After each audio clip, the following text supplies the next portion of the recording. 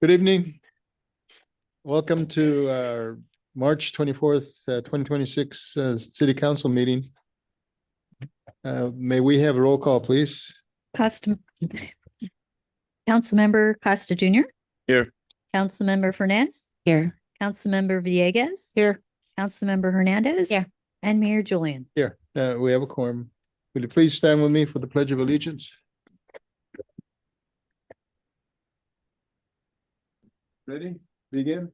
I pledge allegiance to the flag of the United States of America and to the republic for which it stands, one nation, under God, indivisible, with liberty and justice for all.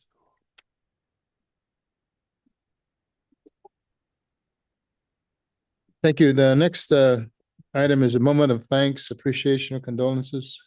Is there any council member that wishes to speak on any of those three items? Yeah, there is one individual that was a longtime Guadalupe resident, Eloise Lanini. Many of you may remember her husband. His first name I can't remember. I just call him Leonard. Thank you. Yeah. Had a plumbing company here for eons, and she passed away. I believe she was 91, 92. It's a long life. Right. Thank you. Whitney, you think? There's a resident, his last name is Salinas, Concepcion Salinas, lives on the corner of 5th and Cabadonico, longtime resident here in Guadalupe. She passed away. And then one of our former police officers, Frank Shimoli, lost his son, 18 years old, Alex Shimoli. He was in the service as a Marine. Don't know too many details, but condolences for them. Christina? Condolences to all those families. Item 4, agenda review. Is our council member wishes to change the order of business? You're good. All right, we move right along. Community participation. I have several individuals who wish to speak on an item that's not on the agenda. If anybody wishes to speak on an item that's not on agenda, please fill out one of the forms in the back. And well, the first item will be Deborah Sykes. Not item, person.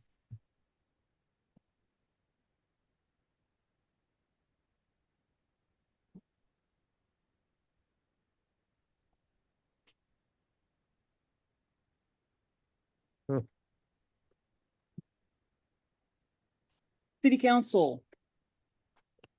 Mayor Julian. Is that speaker on? Oh, Don't want to miss that. Okay. Community members. Council and Mayor, before you, there are T-shirts with Friends of the Guadalupe Library. Oh, I'm sorry. I'm also a member of the library board. Friends of the Royal Theater logo. And there's a sample donor plaque, which is an example of what will be put on the backs of the chairs in the theater. As volunteer members of the Friends of the Guadalupe Library, we present those to you as a gift. Our hope is to sell these T-shirts and plaques as part of a fundraising program to complete the Royal Theater project. The banner you see here was created to be used as a display during local events where people can make donations and complete a theater project. Basically, it's a tabling banner. No theater funds were used to make these items, but were paid for by an anonymous donor. On the table in the back of the room, there are sign-up sheets for volunteers who wish to be a member of the Friends of the Royal Theater Capital Campaign. You can also get a volunteer form online at the GCAC website. That's guadalupecac.org. The link to the volunteer form can be found at the bottom of the donation page. Thank you. Thank you.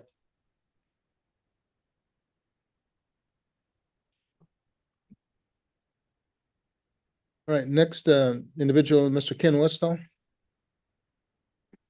Former city council member. Well, good to see you again, guy. Good to see you, Mr. Mayor, Council. Thank you for the opportunity to speak. I'll be real short and brief. We've unfortunately read all the LA Times, Santa Maria Times articles about Cesar Chavez and the pretty hard evidence that's there today as to what's gone on. I never liked the idea of naming a street or anything for just for a political organizer. It should always go to any of you councilmen, mayor, somebody like Tom Urbanski, who served as a supervisor, a police chief, fire chief, but it should never go to somebody whose only mission had been to be a community activist. And I'd like to see somebody local have their name put on that street. James Ariola would be my vote, but there's probably a ton of other people out there who would make sense for that. So please do rename the street. All I can say is what's in these papers I heard about in the late 70s, early 80s when I worked at Oso Flaco and Napomo. I heard it, but it was hearsay. There was absolutely nothing, you hear a lot of hearsay. Hearsay is hearsay. But you got some hard evidence now. Let's get the name down and put it to a local person. I can give you 50, 100 names in this valley of educators, police chiefs, fire chiefs, mayors and council like yourself that should go on there. That's it. Thank you very much. Thank you, Ken. I can almost guarantee you it's gonna be upcoming in our council meeting. Let's see, anybody else out there wish to speak on open item? If not, we'll go to item 6, ceremonial calendar, oath of office, Jonathan Fig, paid call firefighter. Chief Cash? And those that would like to take pictures, please feel free to come up. It's a great opportunity.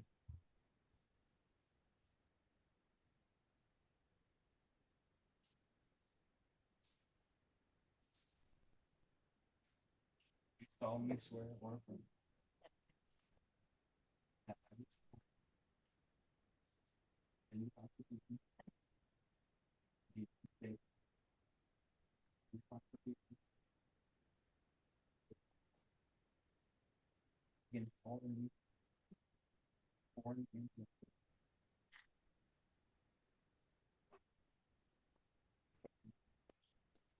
the Constitution.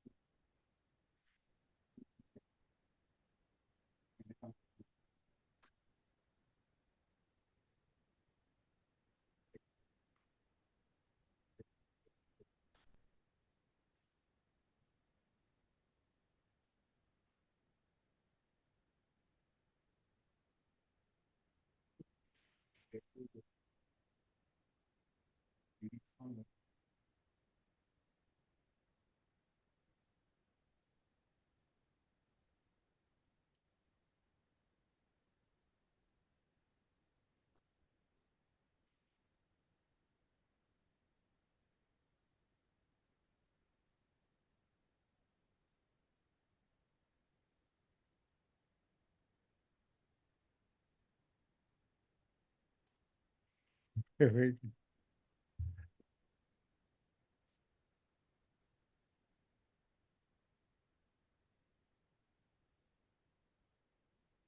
I would just like to express my excitement to serve this community and just my gratefulness to Chief and the fire personnel and the city council members for giving me this opportunity and trusting me in this position. Thank you.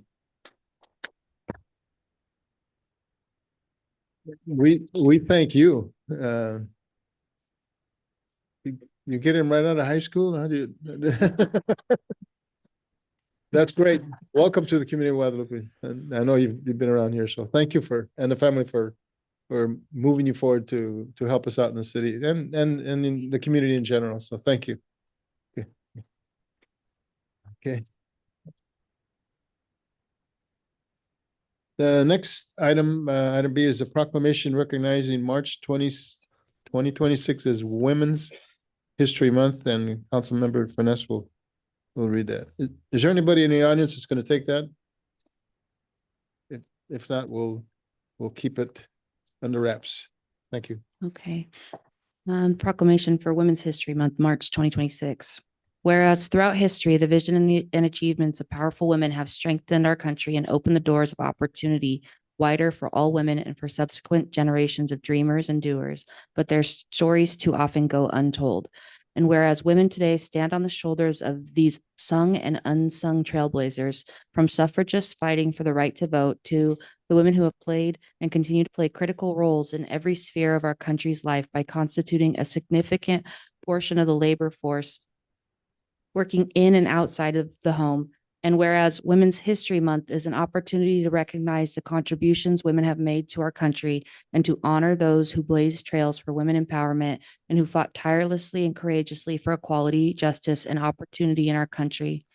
And whereas the earliest reported Women's Day event called Women's Day was held on February 28th, 1908 in New York City, and the first International Women's Day was celebrated on March 8th, 1910. And whereas in 1980, President Jimmy Carter issued a presidential proclamation declaring the week of March 8th as Women's History Week, while in 1987, the Congress declared the month of March as Women's History Month and has been observed annually since then. And whereas the community of Guadalupe is blessed with women leaders who have provided this community with visions and opportunities to enhance programs and services for residents of all genders. And whereas may we all continue working to build a world worthy of the dreams and goals of all women and girls. Now, therefore, be it resolved that by virtue of the authority vested in the mayor and behalf of the City Council of the City of Guadalupe, we do hereby recognize March 2026 as Women's History Month and invite all to study and explore the numerous contributions women have made to enrich our community, state, and country. Thank you.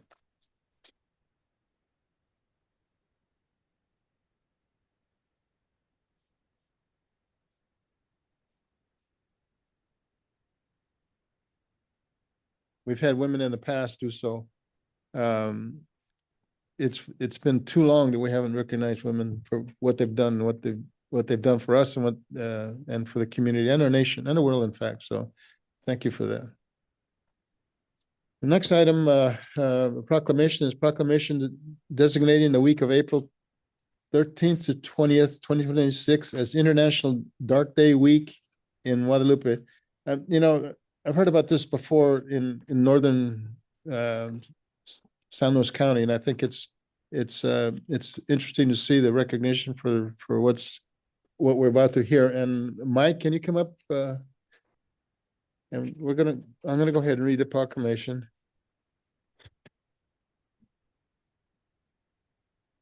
Let's see. Proclamation designating the week of April 13th to 20th of 2026 as International Dark Sky Week in Guadalupe. Whereas the natural beauty of Guadalupe, including a star-filled night sky, is valued by residents and visitors alike, standing beneath a starry night sky inspires feelings of wonder and awe, fostering a growing interest in science and nature, especially among the city's children and youth. And whereas the light pollution makes it hard to see the stars and has a scientifically established negative economic impacts and environmental consequences for plant, animal, and human health throughout the world. And whereas the nearby Guadalupe Dunes, Guadalupe de Pomo Dunes National Wildlife Refuge is an environmentally sensitive habitat that includes an endangered species that are highly susceptible to disrupted nocturnal behaviors, increased predation, and mating interference from the artificial lighting even at some distance. And whereas reducing light pollution can be as simple as directing outdoor lighting down where it is useful instead of up to the sky, and using outdoor lighting only when necessary. And whereas Dark Sky International is a globally recognized authority on light pollution and coordinates International Dark Sky Week worldwide to celebrate the many ways responsible outdoor lighting can eliminate light pollution, benefiting all life on Earth. Now, therefore, it be resolved by virtue and authority vested in me as mayor on behalf of the City Council of the City of Guadalupe, I proclaim the week of April 13th to 20th, 2026 as International Dark Sky Week in Guadalupe and urge residents to learn about night sky friendly lighting, to implement improvements that reduce light pollution, and to look up and experience the wonder of the star-filled night. Thank you, Mike. You want to say a few words on? Thank you, Mayor and Council. I'm here on behalf of a countywide coalition of organizations of rather diverse purposes, but of like mind on the benefit of reducing light pollution. Through the advocacy of these groups this year, Santa Barbara County Board of Supervisors, plus 6 of the 8 cities in the county, are all formally recognizing International Dark Sky Week 2026. We want to thank the city for its recognition of the value of the dark sky.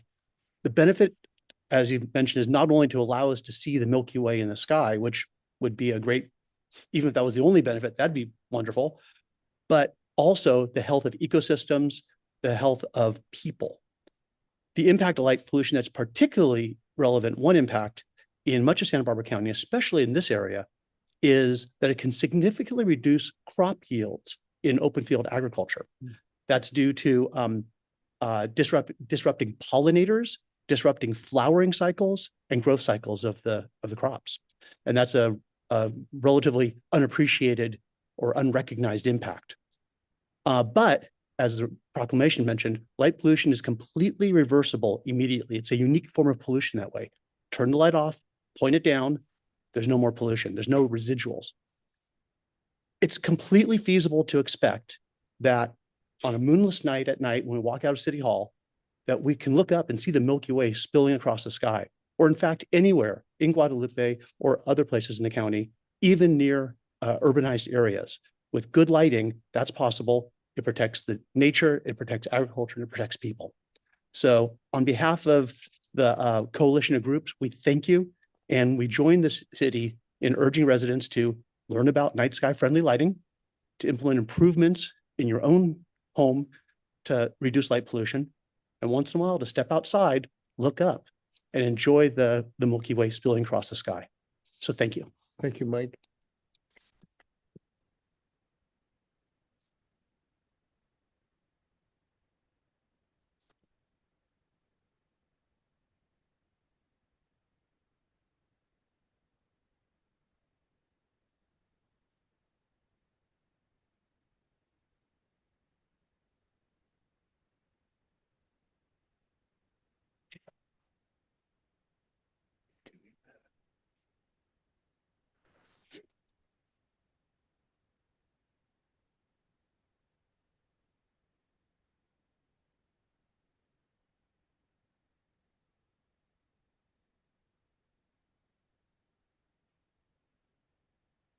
Now we have to control the fog, huh? All right. Item 7 is consent calendar. The following items are presented to the council as approval without discussion on a single agenda item. Is there a council member that wishes to pull an item for discussion as an individual item? Whitney? I don't necessarily want to pull it, but the SCADA system, can we get an update in the city administrator report? Or, I mean, I don't want to pull the exact agenda item, but It will be there will be an update in my report. perfect. Thank you. Christina, Jean? Do we have a motion to approve the agenda item? Consent calendar, I mean, I'll motion to approve the consent calendar. is there a second? I'll second. Any discussion? All those in favor of the motion say aye. Aye. All ayes. Thank you. Now, management reports, interim city administrator, David. All right. Good evening, Mr. Mayor, council members, staff, and community members. Let's see. We can start with the SCADA. The SCADA was awaiting a part for the like a server part, because it was a new system being installed and the internet has to run through an ITech approved kind of system. That part came in this afternoon, and they will be here tomorrow at 2 p.m. to install. And once that is done, SCADA will be complete. So the next council meeting, we will close the emergency response for this item. And then we will continue on. We are currently awaiting county contact for the election box. They're supposed to be reaching out to us. So we're looking forward to that. There will be a briefing on the capital campaign this evening. Tom's gonna give a little presentation. At the Royal Theater itself, there is so much going on. They're doing earthwork still. They're digging footers on the inside of the building. They met with Caltrans this morning to try to speed up the encroachment permit so that after contact is the architect, Mr. Shandell, reaches out to the Historical Society to kind of get the information on what can and can't be done to that front wall. They'll be able to block off the sidewalk and proceed with repairs there. They're doing some framing out on interior walls. If you drive by the back, you can see they got some shoring and bracing on the rear wall or the east wall. So you can see a lot of activity there. There is some marquee review going in, some A&E with design team, both AGD and the city. Tom, a bunch of us were on a meeting the other day where we were talking about why it can't be done, how they're gonna do it, if things need to be raised, lower drainage, a whole bunch of input getting thrown on that marquee because we want it to last a lot longer than the current one did. And that lasted a while, but it looks like we have a good plan to make the next one last even longer. There's being retaining walls put in on both the north, the south side walls, bordering the properties. We had a survey done to kind of find that southern property line so that we can kind of eliminate this back and forth we kind of have going, and get a concrete idea that's more update, and kind of make both parties happy as far as where that stands. They're going to start laying out and the mechanical and plumbing and stuff on the inside as soon as they get a couple more shear walls put up. There is still some engineering review for the interior footers that had to be cut out and replaced. They're going to start prepping for plumbing and fire lines. It looks like there's going to be quite a bit of foundation work on the interior lobby. And that seems to be some damage and then just some what sounds like poor craftsmanship in the past. So they're working on that. And then the new pad areas that they have laid out that you can kind of see kind of flattened out. They finally passed the dynamic compaction test.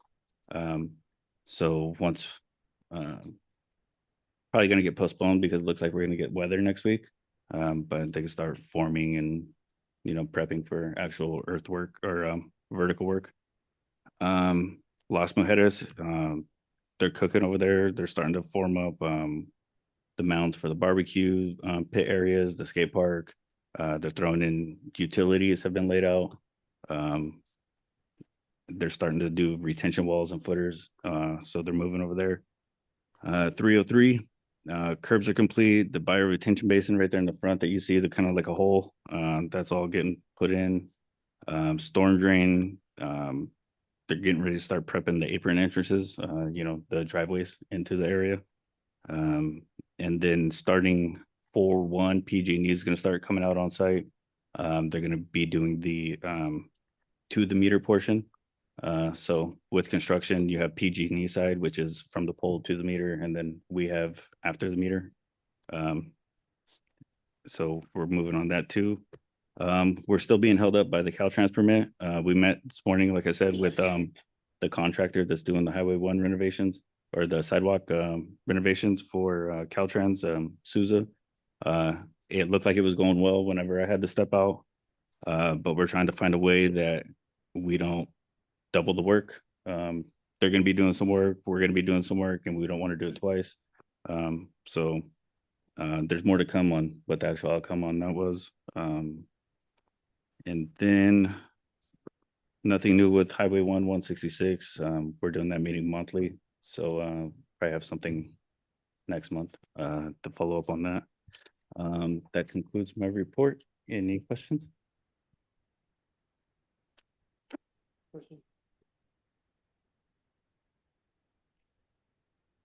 You got everything covered there. All right, we'll go to item 9, Director of Public Safety. Thank you, Yes. Mr. Mayor, council, staff, citizens. Bless you. In my report, there's some items that I have to report out on. And just so I got an email today, someone saw the agenda and they said there was nothing there. They have to understand I have to turn everything in a week ahead of time, and things do occur afterwards.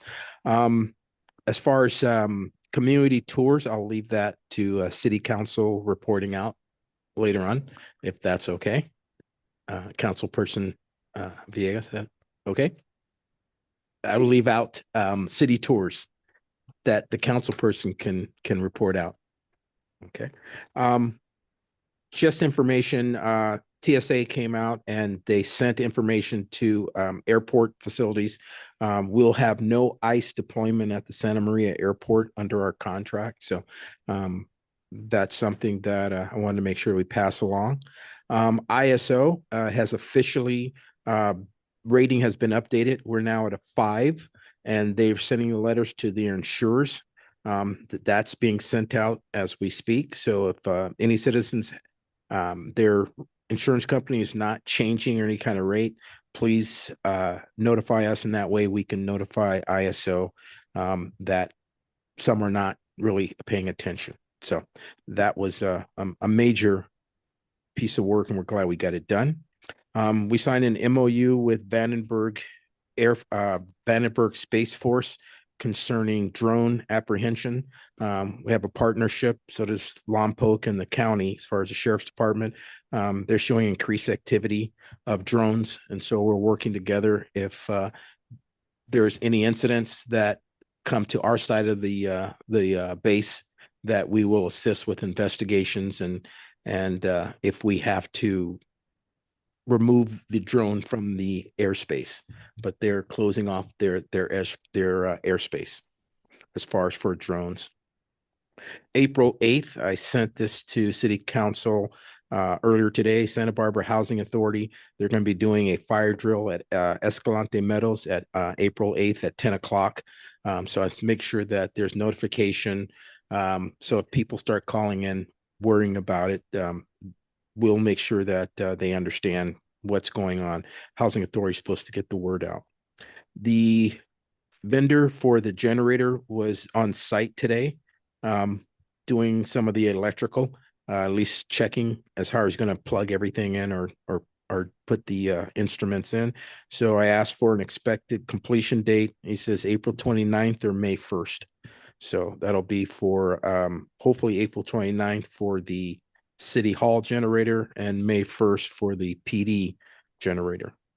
And this last Saturday, I was a guest speaker at Lompoc, the Unsung Heroes event for veterans, with Joan Hartman was there, a rep for Miss Limon. And it was interesting, the Lompoc City Council person, Jeremy Ball, comments he was making, and I do not know what's going on in Lompoc, but he made comments concerning the light will shine on improper activity as far as council and so forth. And I try to ask, what's going on. He goes, you're blessed where you're at.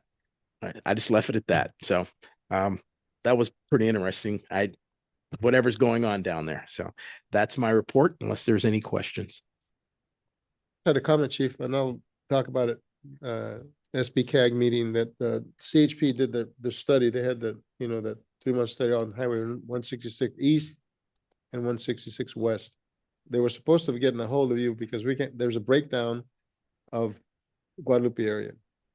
So if they haven't, I'll get you the contact information, because we asked them. I asked them specifically to give us the data for for the Guadalupe area coming north from coming west from going west from Santa Maria. So okay, I know that they received a grant, and a Exactly. few have been out there, but it's far east from Guadalupe as far as some of their enforcement, Yeah, but it would be nice to but get that there's information. a portion from Santa Maria this way, so Wow. I'll give you the contact information. They were supposed to get a hold of you, but Okay. Thank Right. you, sir. thank you. Question, please. Chief, on the stats that are done, reported crimes and those types of things. It shows total reports taken this month, 54, and then the number that were taken the same month. This is for February of last year, and it looks like it's double. So I have two questions. One is, I would like to see, rather than, do you have this? You can see what I'm talking about? I don't have it with me, but Okay. I had looked at it. Where it says this month, this fine, then the next column, rather than it saying this month, last year, I'd like to see the prior month. So if this report is for February, I'd like to see what January is. And that's close enough to question why an increase, why a decrease, as opposed to 12 months prior. Just my personal feeling. I can send that to you via email, just to take care of that now. Yeah, that, no big deal. But a year ago, there were 30 reports taken, and then this month it was like double. Is there any rationale? I mean, that's hard to say. Last year this happened, and now this year this happened, to double the amount of reports taken. Specifically, I have not delved into it, but usually sometime it's weather. Hmm. If there's better weather, and February too, it's a lot of sporting events that occur. Mhm. Most of our reporting is usually centered around domestic violence. And so sometimes that's the uptick. Back to school, sporting events, better weather. That's it. Thanks. I have a question, Mayor. Sure, please. I see that there is 6 domestic violence reports. What do the survivors, do they have any wraparound services that you provide them, like nonprofit connections?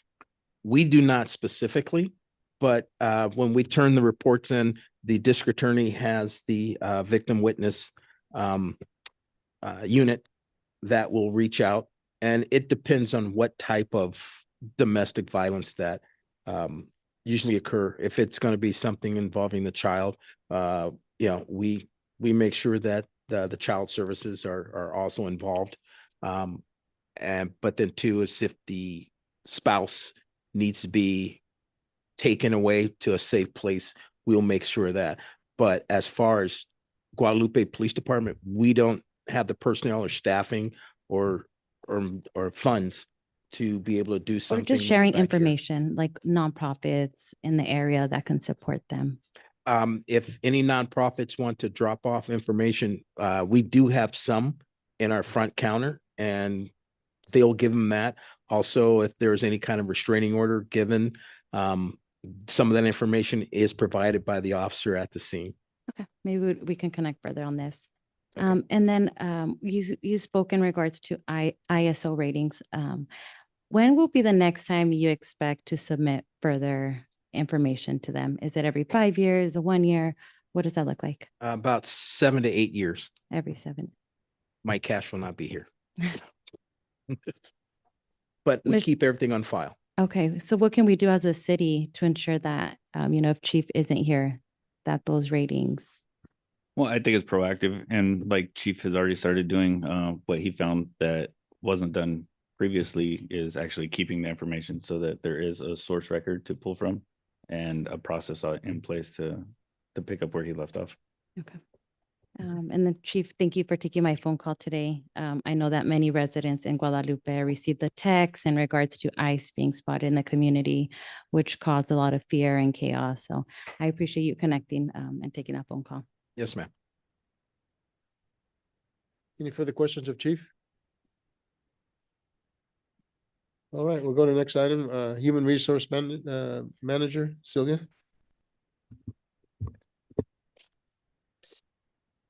Good evening, Mayor, Council, staff, and community.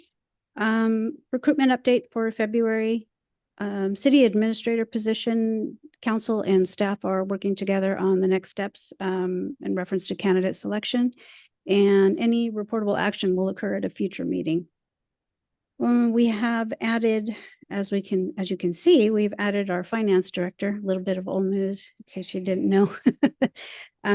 Thankfully, so he's trying to get acclimated with the team and getting things going, and we're very, very glad to have him on board. And we did obviously acknowledge the PCF that has joined our team as well last week or a couple weeks ago, I believe. And our fire captain is in the background investigation process.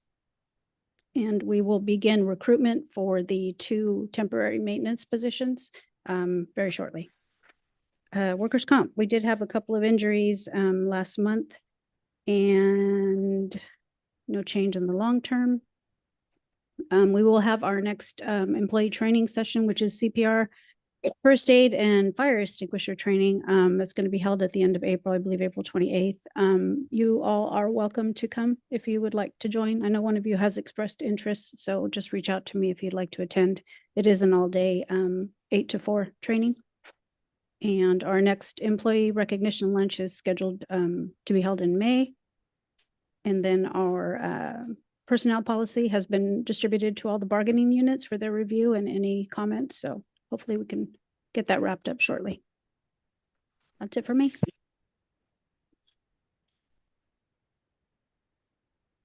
Yes.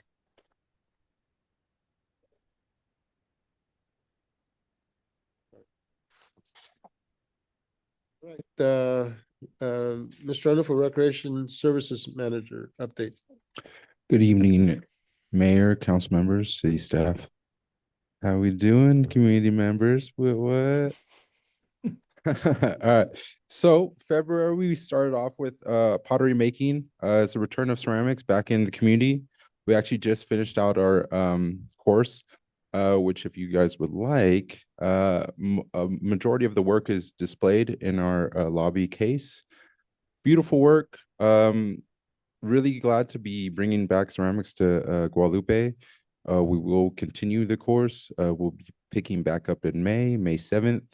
If interested, please reach out to our office. Moving along, we also had a movie night on February 13th. We had what's the movie? 50 First Dates. Classic. Which was well attended. We also had we gave out free hot dogs provided graciously by GB Pack and Sneaky Pico. I always appreciate that. And then to round out our month, we had the return of our father-daughter dance, which was a ball, truly. I really appreciate all those that helped, including city staff and community members that volunteered. It was well attended. People had a good time, and yeah, we're really excited to have it back. And then looking forward to the Mother-Son Dance to be brought in May.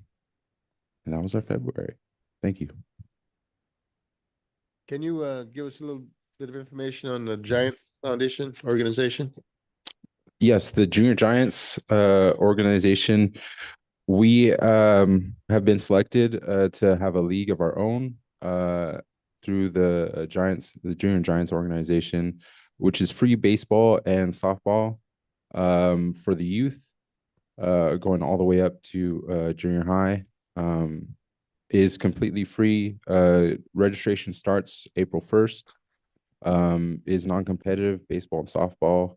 If interested, please contact the Parks and Rec department to sign up, or you could go to the juniorgiants.org. Little hitch, search under the Santa Maria League and you'll find the drop down of Guadalupe. You'll find it, or if not, just contact my office. I'll be happy to walk you through it. But that is coming. It'll be a summer league, and we're excited to welcome it to our community. Dig a little deeper about where you're going to play. So,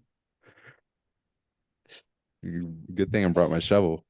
We're going to need it. So over at Jack O'Connell Park, we have our baseball field, which is undergoing some renovations right now, which is a great opportunity for the community to get involved, because it's not only just for our youth players and not only for our residents that utilize the field, but we'd also like to bring back our adult softball league. So on April 4th and April 18th, those are Saturdays from 10 to 4. We'll be having maintenance days, field maintenance days specifically for the baseball field. So if interested and need further information, please contact my office. If not, we'll see you out there April 4th, April 18th. We're going to just be doing maintenance on the field. We could really use your help to bring this field to get to field game ready. Yeah, we're really excited about it. We have a few donors from the community and surrounding community that we're really appreciative of. People are really excited to bring baseball back into our community. It's been a while. I'm excited for it. It's a great thing. And we'd really appreciate your support in any way, whether it be, labor or donations. We appreciate it all. Or just, fans. We need the fans. Fill it up. Yeah, let me, I'll go further, a little further, deeper than that. We have one of the baseball field, softball field there at O'Connell Park has lacked a lot of tender loving care for many years. As a result of the giant organization coming in, the little kids organization, other individuals, adults want to play. So we've put together using the GSEP, our city nonprofit, asking individuals to donate.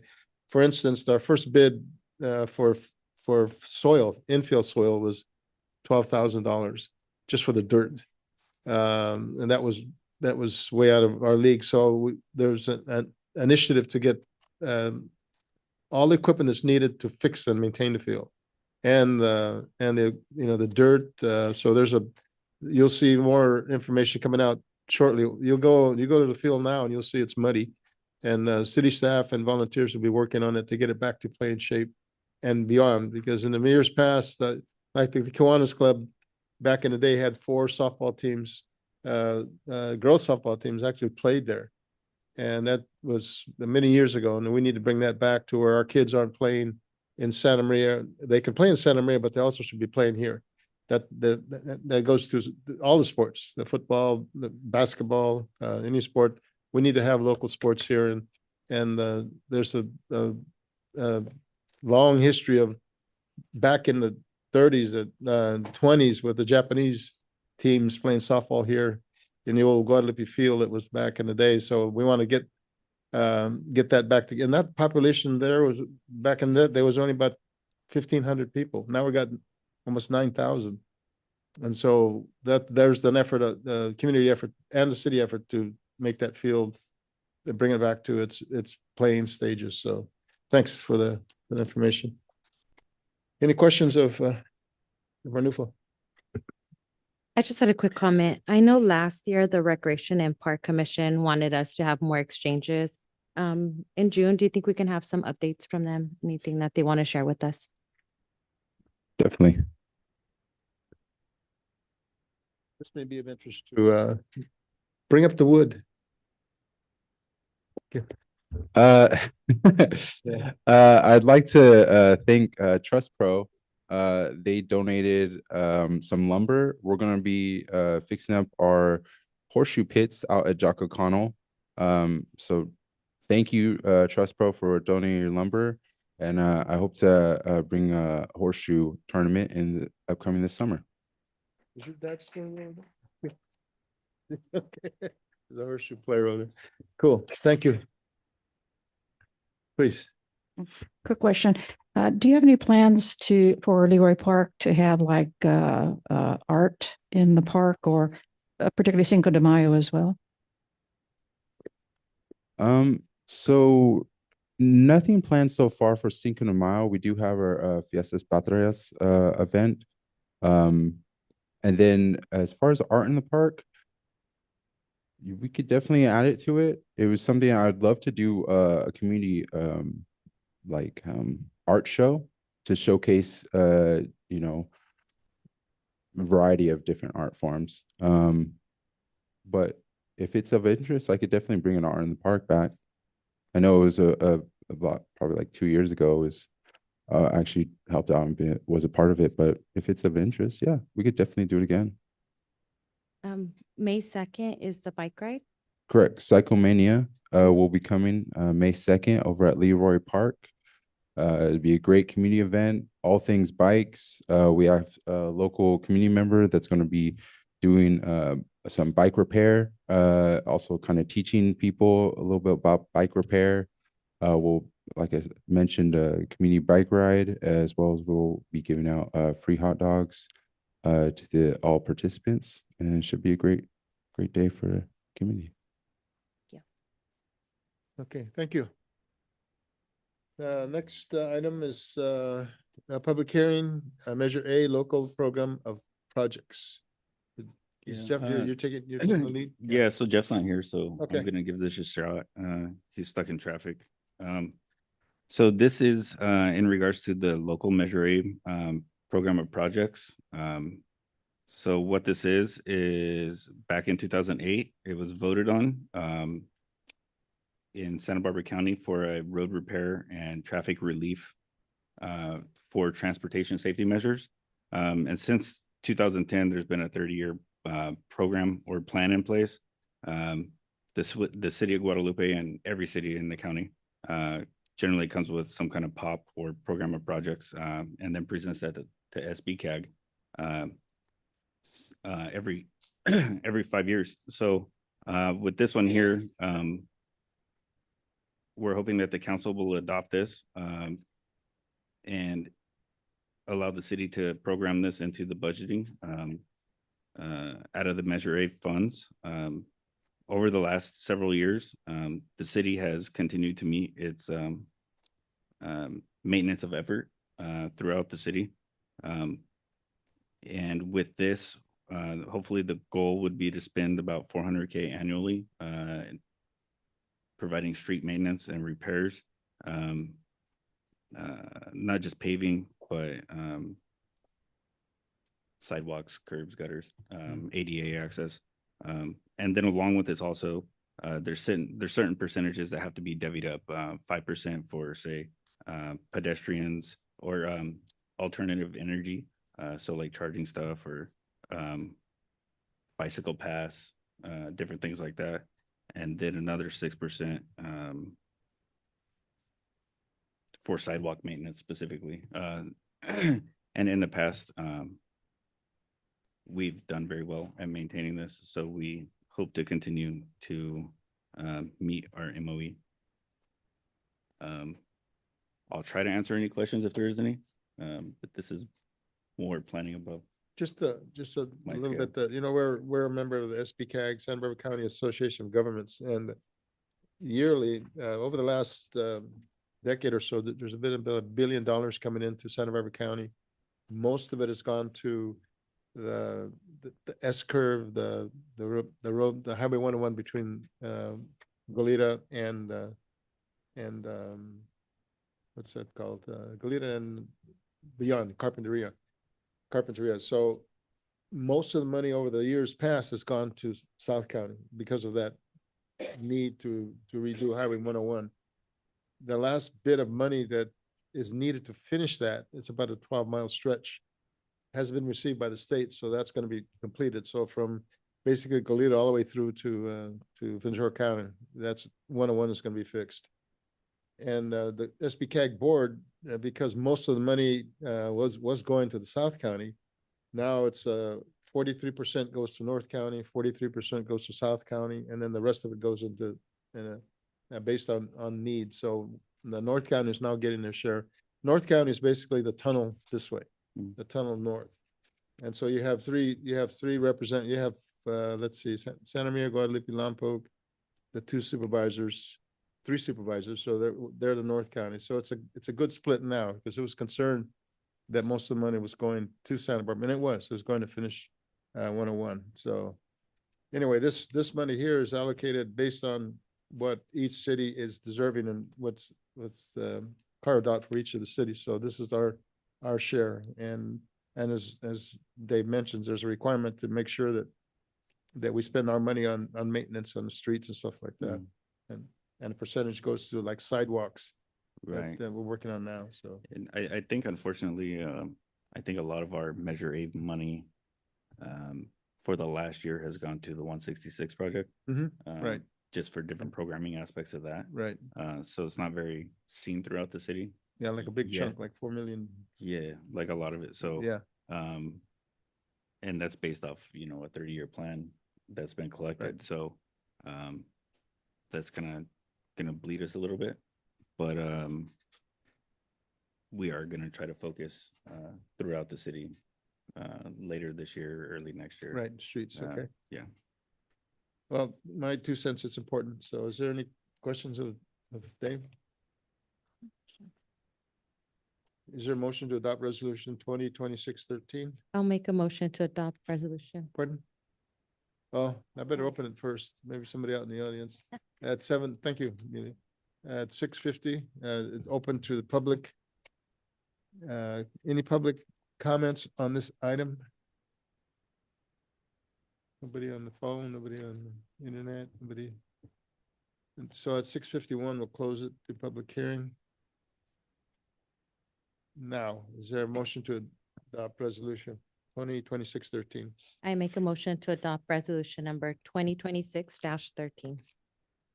Is there a second? Any discussion? We'll have a roll call, please. Councilmember Costa Junior, Aye. Councilmember Fernandez, Aye. Councilmember Villegas, Aye. Councilmember Hernandez. Aye. And Mayor Julian. Aye, resolution passes. Thank you, David. Yes, sir. We'll go to item 13, regular business, disposition of items of historical value from the Royal Theater. Is he zooming with us? There he is. Hi, Tom. Hey, no,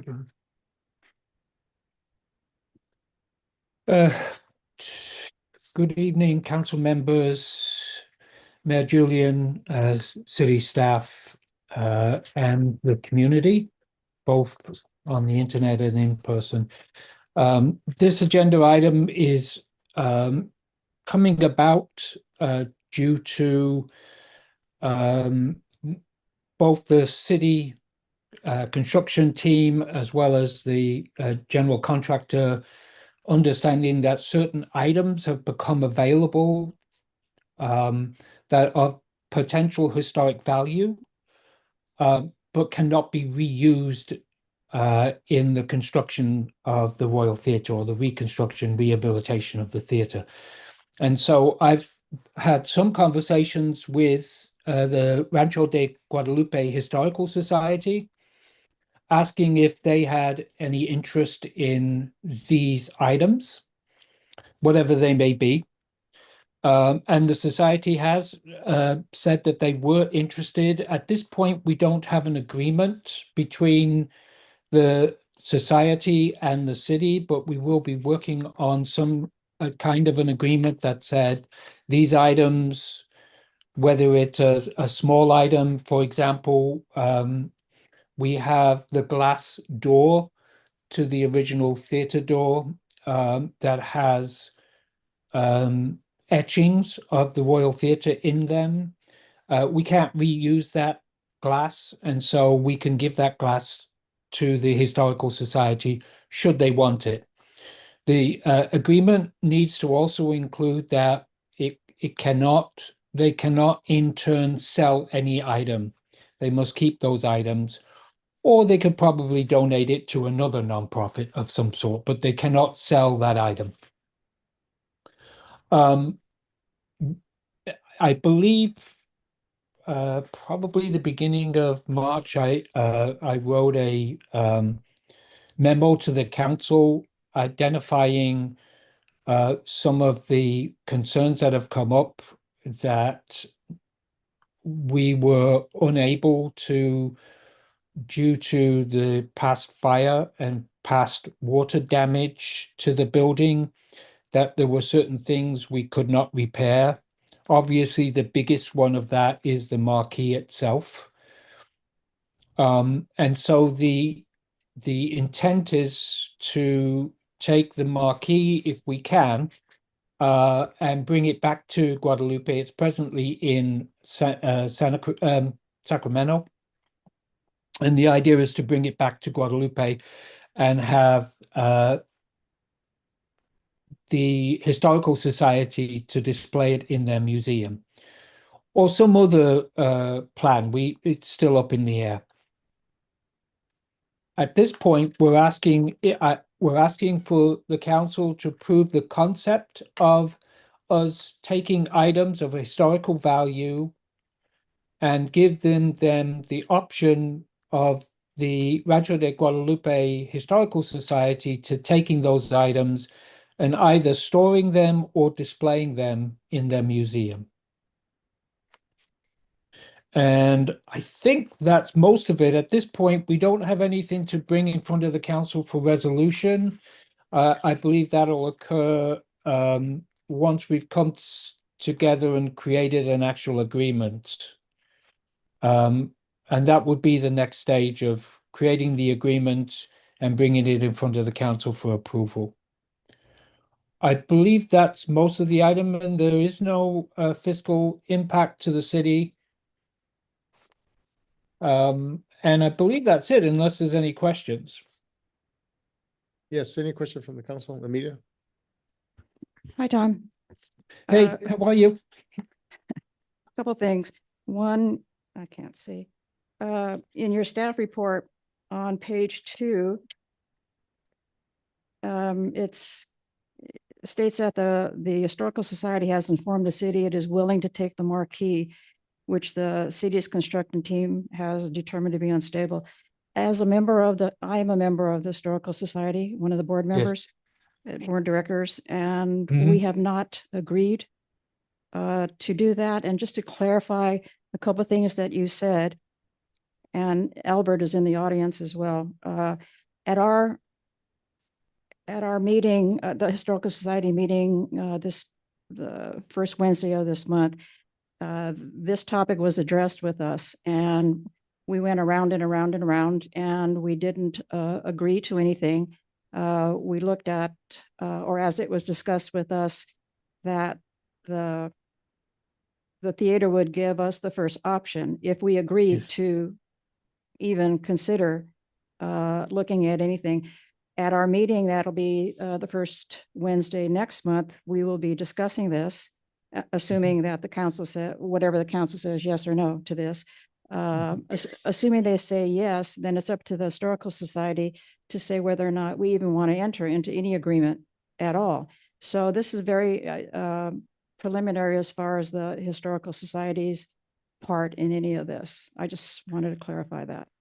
No, and I do think it is early for everyone, but the intent here is to get an early approval from the council that none of these items end up in the dump. And that we do direct these items away from being destroyed, and at least at this point have the council agree to that concept of not letting these items be destroyed, and that the crux of the real issue is down to an agreement between the city and the Historical Society coming up with an agreement where there is an agreement of, and I agree, nobody has ever told me anything other than the option to take any item, and it's down to the option. And in fact, in the staff report, we do actually talk about what do we do, for example, if the Historical Society does not want that item. And then it becomes the city administrator's decision on what the disposition of that item would be, whether we would actually end up putting it in the dump or whether the city would redirect it to something they would do with it. Yeah, I just wanted to. It's just, yeah. Excuse me. I just wanted to clarify the role that the Historical Society has in it. And we almost don't have a role as yet. As yet, yeah. That's all I want to clarify. Yep. No question? Have we contacted any other organizations to see if they're willing to take any of the items? No, not at this point. We are feeling like we need to get Guadalupe's Historical Society and the city in position that they've come to an agreement, if there is any agreement to be made.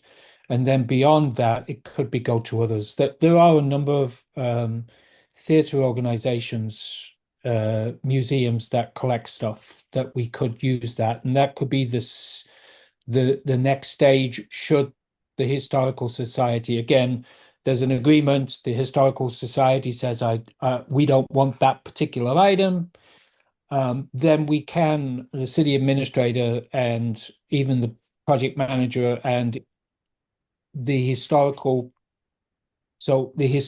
consultants we have on the team presently can also come up with a disposition. Okay, any question from here? Because there's a request to speak. So my thing is, and it may be premature to move on this. I do believe that the Historical Society, Rancho Guadalupe Historical Society is our historical society to the community. So I don't, if they don't want it, then we can look at other options. But I have Mr. Albert Nunes. Would you like to speak on this item?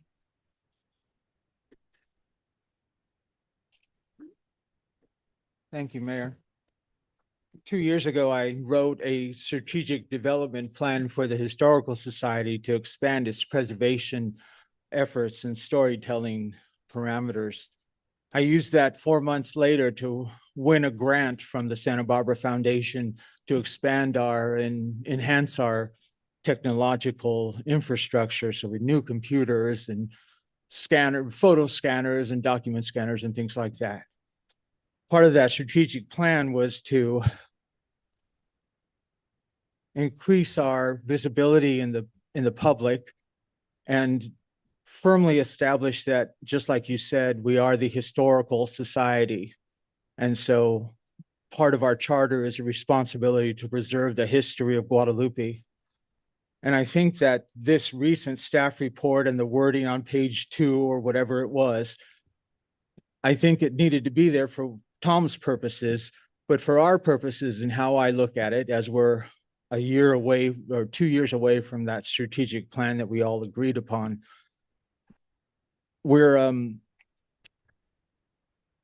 need to look at in our organization, we need to look at a higher level.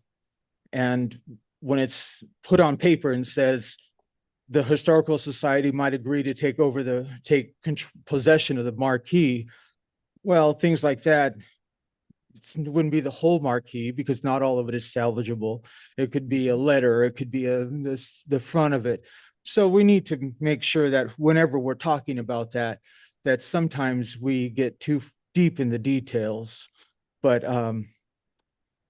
we did agree at our last meeting, as Councilwoman Villegas said, that we agreed as a group to be open to take the option. So hopefully that will go through, and there's no reason why we couldn't take an artifact such as the marquee and find a way to parse pieces out so that it could live in other places as well in Guadalupe. Maybe here in the display cabinet here, something significant and a small narrative attached to it, maybe in a school display case, things like that. The possibilities are endless, and I try to err on the side of dreaming beyond the limitations of our resources and manpower, which are limited anyway. But when I write something, I don't write based on limitations. I write based on possibilities. And so I would hope that all involved keep that level of excitement about the future. That's all I wanted to say. I want to throw you under the bus, but if there's no agreement to take it, I have no problem personally in allocating this to you folks if you want to take it. But if there's no formal agreement, yeah, go ahead. If I understand where you're going on this, if there's no, well, there. From the historical side, you're right. Our group needs to discuss whether or not there will be an agreement. Okay. Yeah, it's not that we don't have anything now. And if if we say yes, then at our meeting in April, the board will discuss whether or not we want to continue with this process. And do we, is an agreement appropriate and what is our role in all of that? Yeah. Comments. Go ahead. Thank you for what you had to say. Okay, my first question was that had we contacted any other organizations? I think the Historical Society is, our priority as far as it being the Historical Society of Guadalupe, but there are other local organizations that may be willing to take parts of it. I feel like this is a little, as written, is a little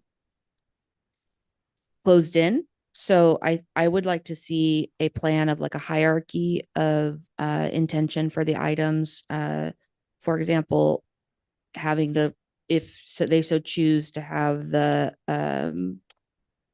Historical Society, pick their items, but have we considered keeping any of them for the city and doing a display at City Hall? And then maybe a hierarchy of other organizations we could go. I feel like this report as written says that they're going to all go to the Historical Society, but I'd like to see a bigger report as far as what's the next steps, because it doesn't seem like Historical Society landfill is what we want, anybody wants. Or as our guest speaker or our speaker just said, maybe we could utilize the marquee in a way to fund part of the Royal Theater, like bits and pieces could be auctioned off or sold. It could be necklaces. I mean, there's lots of things that I don't think this report is taking into consideration. And I think we need to think about it a little bit more. That's all I have to say. Thank you. Yeah, Mr. Mayor, may I address Councilmember Furness's concerns? Absolutely, we can modify the proposed motion for this to say that it doesn't have to be to the historical theater, but there is language quoted from the city's surplus property policy that says that title can be transferred to nonprofit or educational organizations that are dedicated to the history, city's history. So that would, I think, include more than just Rancho Guadalupe without having to, specify that. I mean, the policy, any motion you make would be subject to that policy. So we would definitely have the ability to do that. I just wanted you to know. Yeah, no, I read that. I mean, that's not my concern. It's just, I feel like there are other things that we could think of beyond just this report. Especially with the, not concerns that you have, but the organization, we're a little bit premature in that. But I'd like to see it expanded a little bit more and a little bit more creative. Are my thoughts. Although I do believe that if the Historical Society wants anything, I would love for you to take it. But we could potentially, just not box ourselves in with what this report says. When is your next meeting? No, week and a half.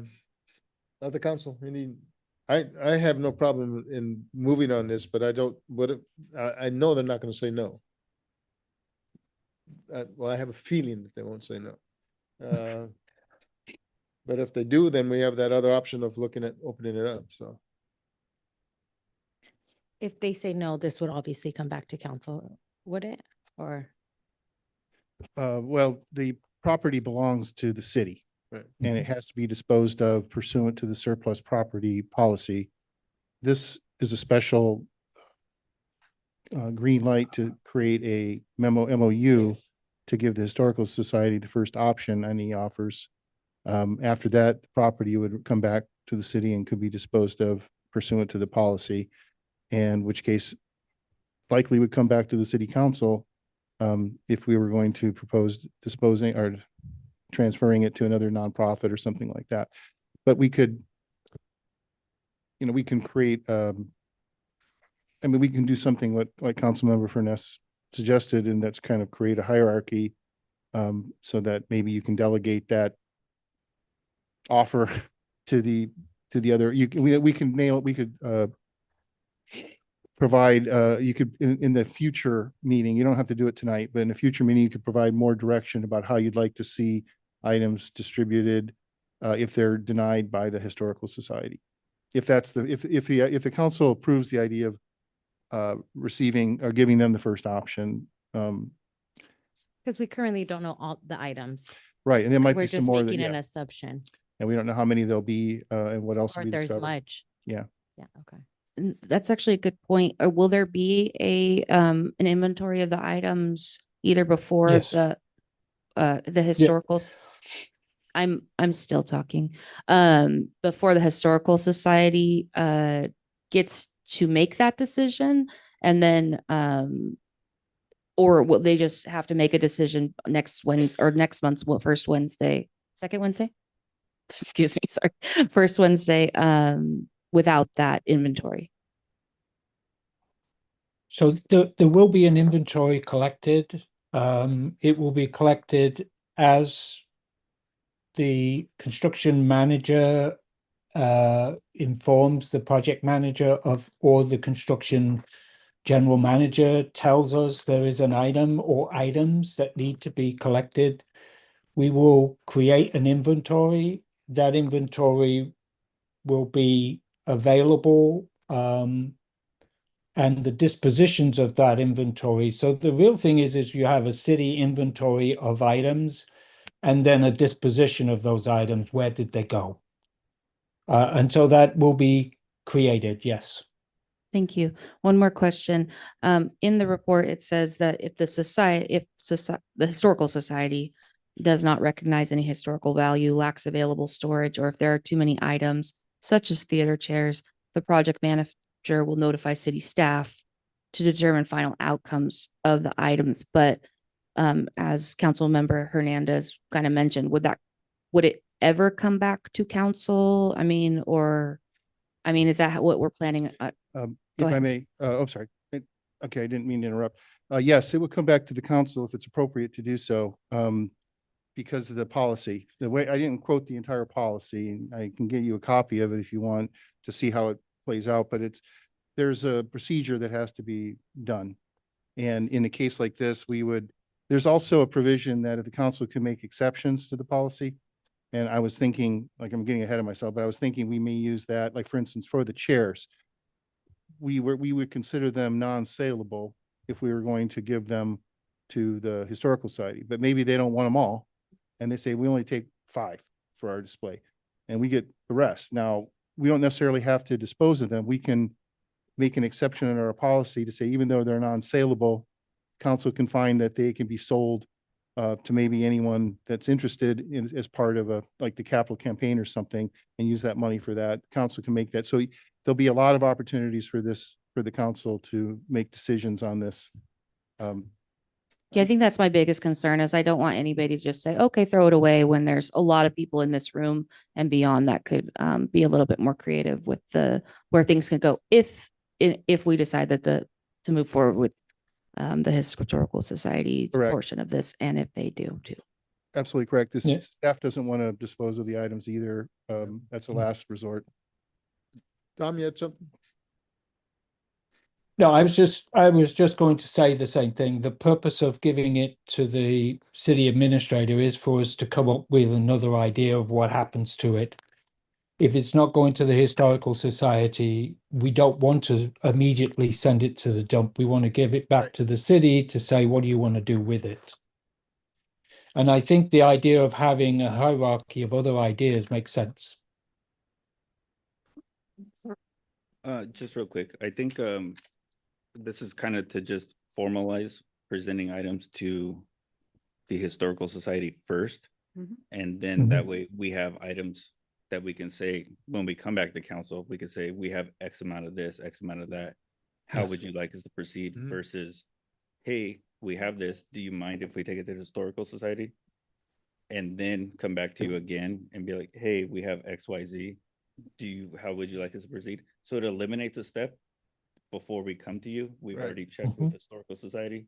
And then now we're coming to you for, how would you like this? And then if they didn't want it, then we go to Correct. We'll have a Yeah. list of individuals that may want it. And that's something we could probably work on, like, hey, we've contacted these people or these people or these people, and they're willing to take anything Historical Society won't take. And then we have something already in place. I'm comfortable with that as long as, I mean, it's not quite written that way, but as long as that's the intention. I mean, we don't want to, because if somebody comes to me and says, I have 300 chairs, I might just be like, Yeah. 300 chairs, they don't look safe anyways. Yeah. I don't, as a member of the city, wouldn't feel comfortable just giving 300 chairs Right. to somebody to get hurt. But knowing that it would be going to another nonprofit or another historical society somewhere else or somewhere, you know, that is into theater art, or, you know, there's some places up north in Stockton and stuff that got some magical stuff going with just theater memorabilia. So somebody might bite, but to start the offer here, local, and then work out seems Right. like it would be the best bet. And to establish something formal to eliminate at least one step in getting that going, seems like it would be a good thing. Go ahead, Albert, you. There's no reason to assume that there'd be no partnerships that we could form with. For example, the theater was built by a Japanese family who wanted to build a string of them in California, in Central California. And when World War II hit, that quashed that dream. But there's no reason why we couldn't start partnerships with the emerging Japanese museum in Santa Maria, and the Santa Maria Historical Society. It just, I know that the way it's written, I recognize that it says solely us, but to me, we're just a member of a bigger historical preservation community, and it just helps to. Yeah, that's a really good point. Thank you for saying that. Well, we need to look at, you know, moving forward with this. So to me, it's approving the granting to the Historical Society if they want it, but having the caveat that if they didn't want it, that there's other organizations that like you're talking about may want to participate in receiving some of that, some of the artifacts. So. Here, I have a question. Oh, sorry. Philip, as a board member of the Historical Society, any issue with my voting on this? No, there's no financial conflict of Okay. interest because you're not paid as a member of the board, I assume. And there's no, it's just, it's not a problem. Mr. Mayor, for the motion, I guess it really comes down to whether you want to do a motion that's along the lines of the recommendation, which is approve granting the Rancho Historical Society the first option essentially. And then basically we would come back with an agreement that you could approve. Or if it's more of like approve granting the Historical Society and other organizations the option or the, you know what I mean? If you want to approve a specific request like before you, which is to approve the MOU essentially coming back to you about the first option, the Historical Society, and then they would provide what would happen if they refused. Or if you want to say right now, well, we want to include other organizations.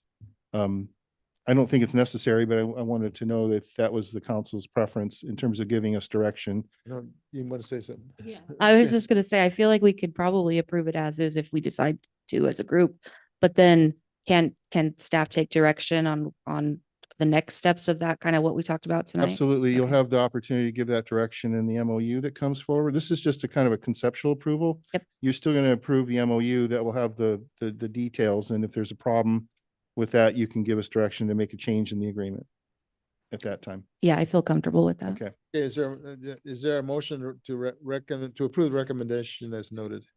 I'll make a motion to approve the recommendation as noted. Is there a second? I'll second. Any discussion? All those in favor of the motion say aye. Aye. Any noes? All ayes. Thank you, Tom, on that one, and staff and everybody else. Welcome. Participated. So we'll go to item 14, selection of capital campaign coordinator for the Royal Theater. David. All right, Mr. Mayor, council members, staff and community members, thank you for being present. So what we have here is a recommendation to officially appoint Tom as the capital campaign coordinator. He's been doing great things with it so far. So far, he's been the sole proprietor of gaining the $9.9 million-ish, from my understanding, as far as not just him directly, but the people he's worked with and the organizations he's worked with. I think it goes all the way back to GB PAC. I think that's what they were called. Sorry, way before me. He's already got the established contacts. He's been working on it. He's got members that are interested in using the outbuildings at the Performing Arts facility for educational center, educational rooms. And he's currently in search to close the funding gap. Pretty much what we have here is either a recommendation to appoint Mr. Brandenberry, or alternatively, if council would like to seek out an additional like an RFP for a capital campaign coordinator. With Tom currently working as a project manager through the transition, away from that and doing the grant management with the EDA. His ties to this project are fiscally deeper than anybody. So to just kind of make it official, and it seems like it currently ties in with his current contract anyways, as far as duties. And he's going to give a presentation about his strategy and how the campaign is doing currently and what he sees going forward as well. So I will give it over to you, Tom. Again, good evening, council members and Mayor Julian and the community and city staff.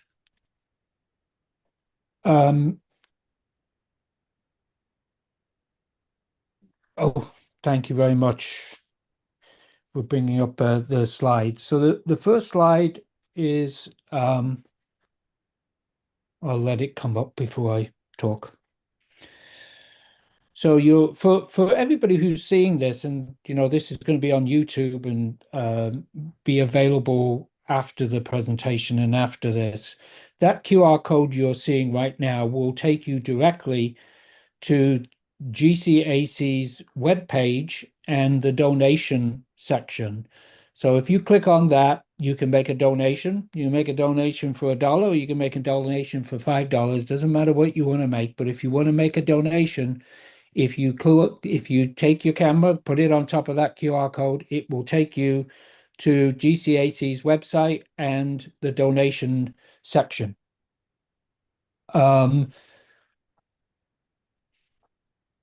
The capital campaign has been, I will say that a group of volunteers, and you saw them earlier, and they can probably stand up and you can see them again. But these individuals have been working since December with me on coming up with a capital campaign ideas of what we call gifts for donations. And so I want you to know that these people have been working voluntarily as of been working voluntarily up to now, to come up with some ideas. And the purpose of tonight is to walk through those ideas and get some feedback, either from the audience that's here tonight, or from the council members, or from staff, on, do these ideas work?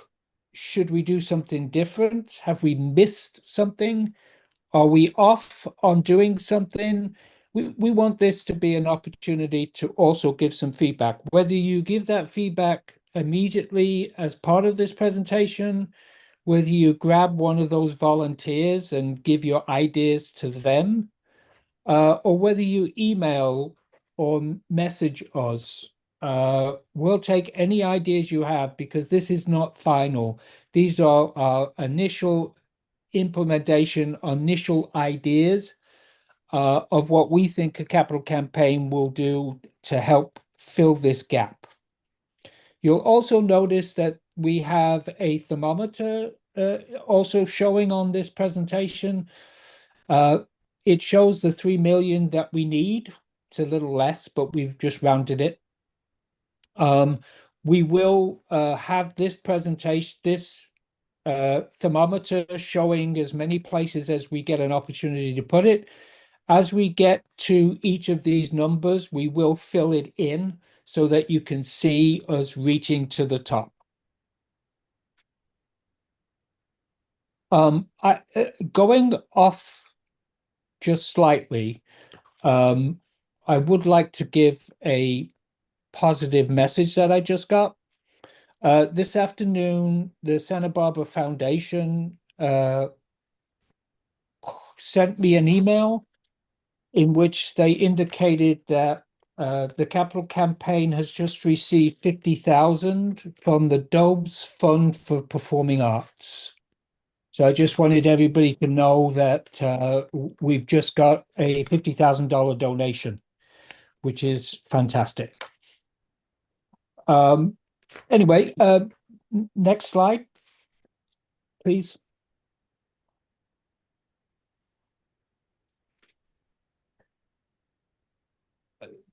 A little bit of information on GCAC. So GCAC is we call the city's nonprofit.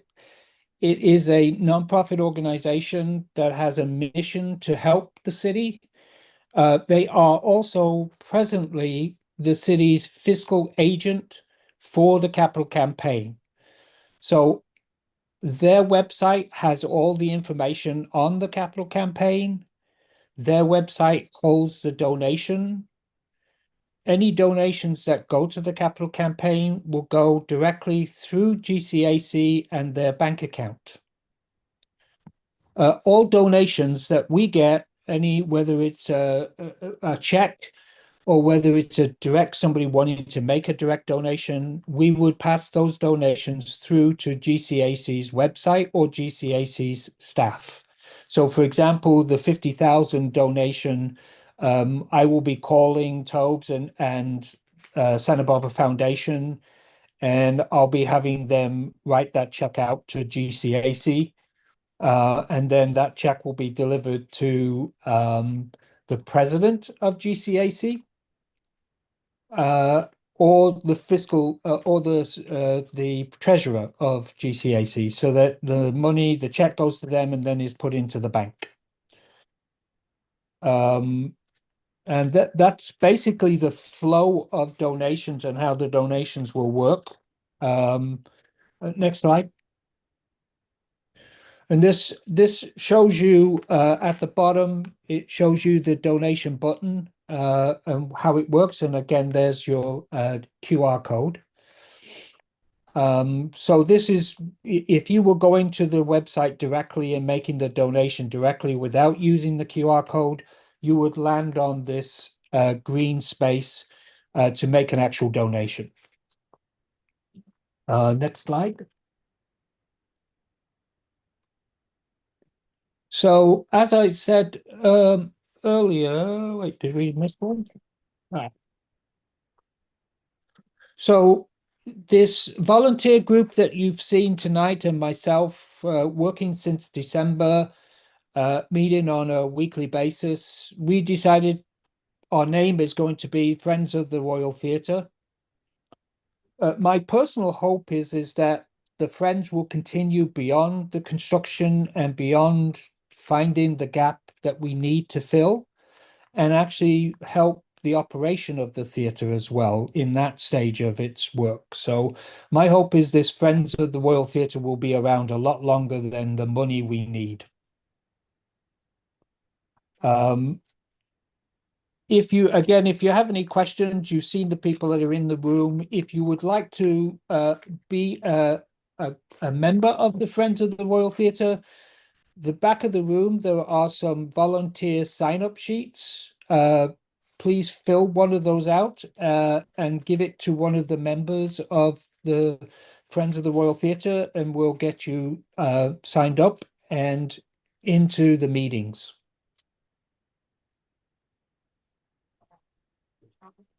The following slides are the one after this one. I wanted to start with these. Next slide, please. That's it. Oh, is there one more? Oh, that's No, it. there we go. Yes. So these are the early suggestions that we have of raising money for the Royal Theatre and the gap that's needed. These T-shirts, as you saw people wearing and as the council members have, we would hope that you would wear them around so people see them and you know they need to donate to the capital campaign. These will be, as soon as we have the price worked out, and we will be putting them on the GCAC website for sales. If we have an opportunity to go to any tabling event, we would take spare T-shirts with us to sell at the tabling events. And this is what the T-shirt will look like, but also the hoodie will look the same as well. So we will be selling hoodies as well as the T-shirts. I've been thinking about also the small logo and whether that can go onto a hat or a cap. Next slide. So you also received, I believe, a small plaque. And the idea of those plaques is that they would go on the back of the chairs as a donation. Again, they still need to be priced to work out what was the most appropriate price for them to go on the back of the chairs. There's also some discussion about what the chairs will be. Right now, we're looking at whether we have enough of the original chairs, the structure of the seating part of the chairs in good enough condition, and whether we want to replace them with a much later version, like a 1975, but keep the ends of the chair. If we went in that direction, we may have to do a different plaque because the 1975 chairs, the back of them is metal instead of wood. So we may have to make some changes before we're able to actually put out some plaques to go on the back. But that's the idea, is to put one. I don't know if anybody's ever seen them, but I've been in theaters where plaques have been put on chairs as donations. But when I've seen them, they've been on the armrest and they really didn't look very good. So I think they would do much better on the back of the chair as opposed to on the armrests. Next slide, please. This is naming rights. We have opportunities to have naming rights for a number of portions of our Performing Arts Center. We can have the naming rights of the overall facility, Performing Arts Center. We can have naming rights for the plaza that is on the south side of the building, in the front. The amphitheater could also have a naming rights. We have inside the one-story building, we have 3 classrooms.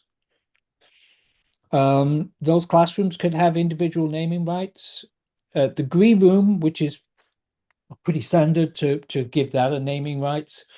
And again, these naming rights, just to be clear, there's 2 things to be important about the naming rights. One, naming rights are determined by the council. So no building, no name will be added to any portion of this building without it going in front of the council and the council approving both the name and the price. I would ask Philip, there was at one point we were coming up with a naming rights policy. I don't know if that was ever put in place. No, it hasn't. I restarted Okay. work on that. But yeah, it'll have to be approved by the council and before any of that can take place. Yeah. And then, of course, there's the kitchen as well. So again, all of these naming rights need to be part of a policy and needs to go in front of the council for council's approval. The other thing to be aware of, we can call it the XX Performing Arts Centre, but we will never ever be able to change the name of the Royal Theatre. That is the Royal Theatre at the Performing Arts Centre. The Royal Theatre is its historical value. Without that name, it's no longer a historic building. Next slide.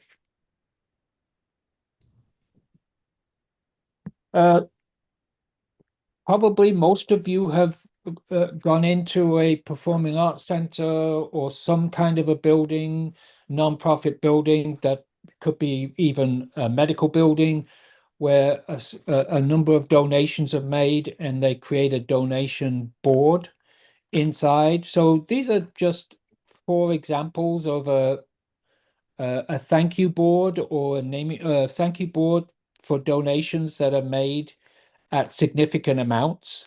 The design has not been made yet. And again, if we do come up with a design, that design has to go in front of the council for council's approval.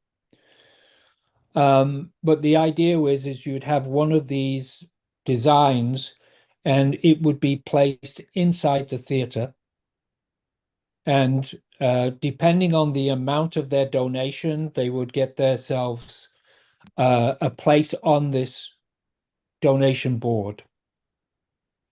All of it still has to be worked out in details, and all of it still needs to be put in front of the council for the council's comments, suggestions, changes, and obviously approval. Next slide. So this is obviously not up to date anymore. So the most important thing to remember about this is I and the friends can only give you information on gross. I can only tell you what has been received on a gross level.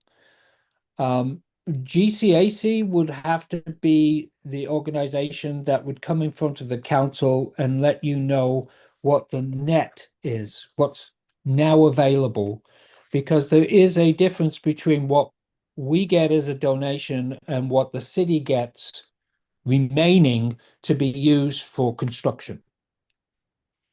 So I would personally recommend that GCAC maybe spends a certain amount of time coming to the council and letting you know what the capital campaign presently has. But this is the gross as of yesterday. Today, we would add 50,000 to this, plus we did get somebody donate $25 yesterday as well. So we have 50,000 plus $25 that has come in since this was done. And that's Tom. it. Yes. This is still set up for the old foundation donation cycle. Oh, I'm sorry. Yes, thank you. Yeah. So the Hudson donation, we did get a foundation and they did give us 100,000. However, they gave it over a 3-year installment. The first one was 20,000. The second one, which will come in 2027, is 20,000. And then in 2028, they will be giving whoever is operating, because at that time it will be the operating, 60,000. So they purposely spread the money out.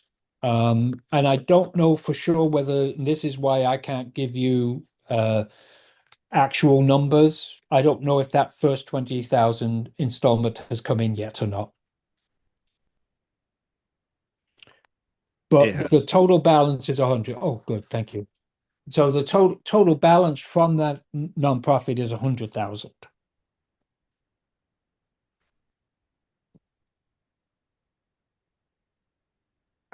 And that's my presentation. Unless anybody has questions.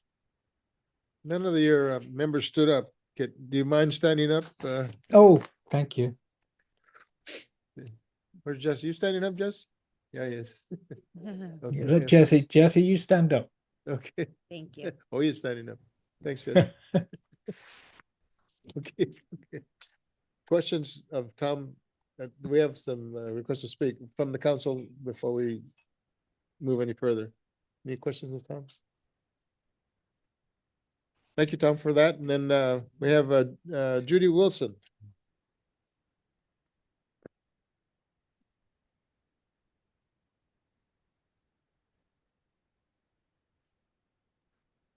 Good evening, council. Good evening, staff. Good evening, community attendees. Can you put that a little closer to you? Yeah. As outlined here on the agenda item number 14, it says Mr. Bradenberry will outline his vision, progress to date, and strategy for completion of the Royal Theater Capital Campaign. I don't feel that he's done that. And in prior meetings that this subject has been brought up, I still have questions in terms of what exactly he's going to be. I mean, as of right now, he has not proven to me that he should be appointed as the capital campaign coordinator. And as I said in prior meetings, when questions were brought up in regards to the financing and the budget and things that had to deal with the Royal Theater, I don't feel that they were ever completely answered. I've been following this along since the bond was first brought to the community. And since then, I've had just questions and listening to the questions and not only from the council, but from all the community members in prior meetings.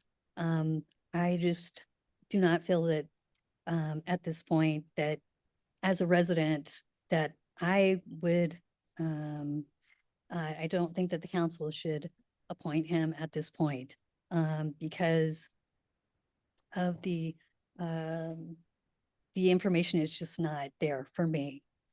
And thank you very much for your time. Thank you, Judy. Next individual, Chachi Ramirez.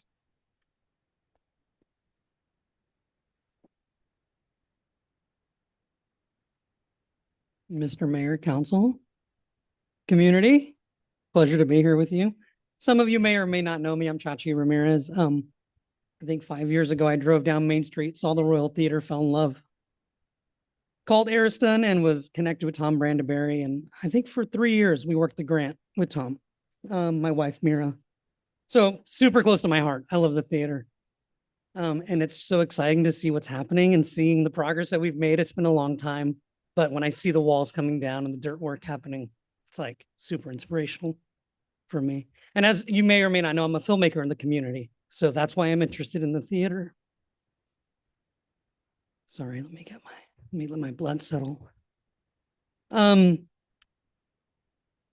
just a simple point on this capital campaign, I think it's really important that it is community and it is local. And just on the basics of Tom being far away, I think is a hindrance to getting in front of people showing up in Santa Barbara. The total fund, I know of money that needs to be raised is pretty big. And, you know, plaques and t-shirts, I love it. It's great.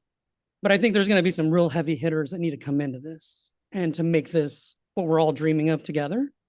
And I think it can be done incrementally. But as far as Tom being local, he's not local. And I think that's really important. And I think, is this a paid position? We haven't gone through that part Okay. yet.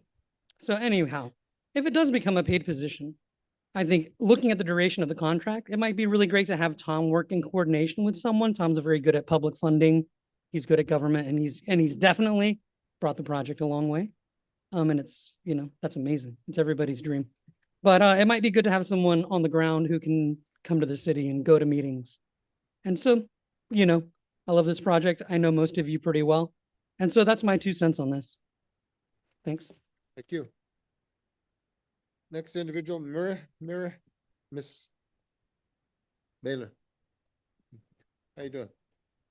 Hi, everyone. Council, staff, community, Mira here. I think my only thing to add is really just that I think this is a premature decision because you don't know if it's paid or not. And I think that the staff report doesn't adequately address that if it's going to be paid, why not open it up and see if there are other people who have, particular capital campaign skills to do this job. And I don't think that's addressed in the staff report. So I think it's premature to approve Tom to run this when there's no information about how much he would make, how long the contract would be for, if other opportunities have been looked into. And I think I urge the council to table this and to ask staff to come with a report where they've looked into the other opportunities and they've had those conversations with Tom to understand what the financial impact might be. So that's all. Thank you so much. Can I interject before we go to the next one? Because I just want to, it's relevant. Yeah, it doesn't really address the pay for this particular job, but David, you did mention that it might fall within his current contract, but Right. If you look, if it goes out to RFP, it's obviously going to be a paid position. With Tom, it falls under his current contract. so he'd be getting paid the Correct. same amount of his current contract, but it would be going toward the capital campaign. We haven't done any, And grant management because he is doing the EDA and he's still currently the project manager until we make a transition. okay, like Mira said, it'd be interesting to know how much money would go toward this particular capital campaign, or at least a projection, because Phil, you might have the answer to this, but what's our minimum or what's the requirement for an RFP to go out if there's a certain chunk of money that goes to somebody, like how? More than $50,000 or more Yeah, than, more than 50,000 within the city administrator's authority or department head authority, but if it's over 50, it would have to go to the council. I think in this case, we clearly want to go to council regardless of the amount. I don't understand that last part. I'm sorry. The council would award the contract. For the RFP Yes, for this. regardless of the amount. Yeah, yes. yeah. If that's the direction we went, Correct, correct? But we don't know what that amount would be because there's not been any numbers provided. Is that right? Correct. Staff Okay. is making the recommendation based on, like I said, Tom's experience as a capital campaign, his relation. It's not quite sole source because that's a different thing. Not quite sole source It's because not it's quite, going but within his. But current it's within his, contract. we've always kind of considered this, when he was originally hired, it's staff level, I'm just sharing. We always considered that the capital campaign would have been part of the natural extension of the services. But under the circumstances, we're offering as an alternative, if the council wishes to go to an RFP and Tom would submit a package like anyone else, I assume. I mean, I think it was before my time, but when the project manager, do we have to submit an RFP for a contractor to be sub to be project manager? Do we have to do that? I can't remember how the selection process worked. I think it may have been, I don't remember how that happened, honestly. But in that was before our current policy, purchasing guidelines. So, and like I said, I can't remember how that came about, but Tom was already, I mean, it was Los Amigos de Guadalupe was originally part of it. I just can't remember what happened. Are those purchasing guidelines set strictly by the city or are they set by state? No, they were adopted by the council. So there's no state purchasing guidelines regarding No. like the minimum for an RFP? No. Okay, thank you. Any questions from the council? I believe Tom has been an influential, regardless of where he lives. He's been influential for the community of Guadalupe with the Leroy Park, with Los Amigos, with what we're doing now. And I think we can work out the details in terms of any compensation beyond what he's doing now with this. So I believe that that he needs to be appointed as a capital campaign coordinator. That's my feeling. Was that all the public comments? Yeah. Oh, okay, got it. Okay. I feel like I just can't make a decision without knowing the financial impacts or just having some type of financial information on my end. Well, he's getting paid right now. Yeah. I would like to see, yeah, that information I would have liked. Comes up to, once that happens, then we negotiate with them. And then if we need be, then we go to the. I just feel like we there, can outside- excuse me, we- sorry. we go outside Apologies. the- Pardon? I said apologies. So when that happens, we go back, open it to the public in terms of locating a person, locating an individual who handle the campaign. Go ahead. Go ahead, Neil. I would be in agreement to have Tom as the capital campaign coordinator, simply because he's been living and breathing the Royal Theater. And to have somebody come in and start from scratch, to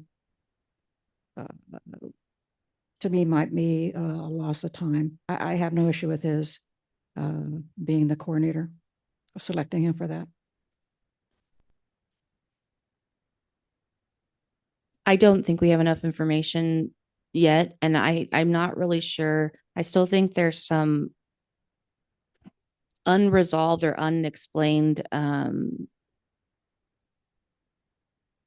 guess, where the project management, capital campaign, grant administrator stuff comes into his contract. I think I asked one time for a copy of the contract, but I don't think I've seen it yet. So I don't think I have enough information, and I think and like Judy said, I don't think the vision was presented fully. I think that it was lacking in, how plaques and t-shirts are going to fund that $3 million gap.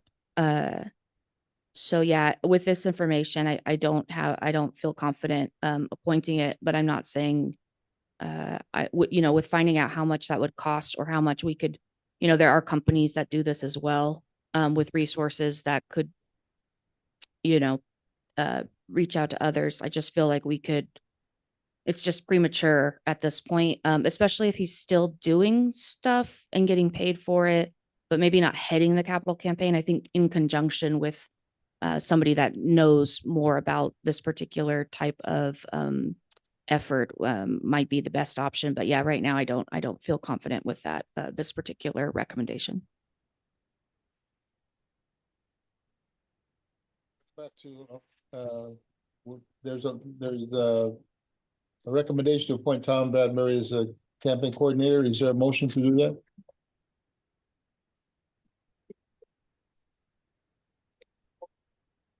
Please. My understanding in conversations with Tom is that he would be the coordinator as a volunteer. It's a little murky because there's, he's getting, there's a contract already in place, which is why I think the questioning. And that's a separate contract. This is the capital campaign. It's a separate thing. He would volunteer his No, time to do that's- that. I would suggest not That's speaking on that. Okay, what do you wish to have?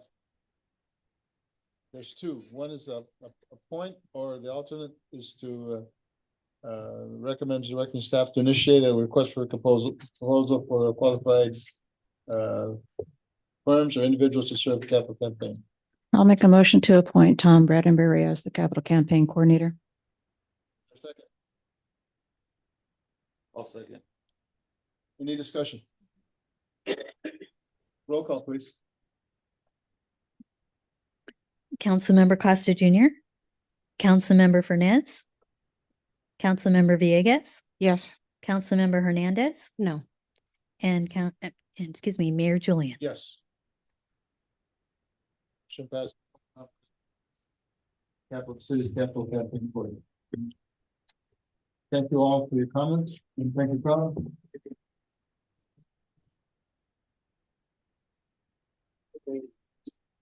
Future agenda item.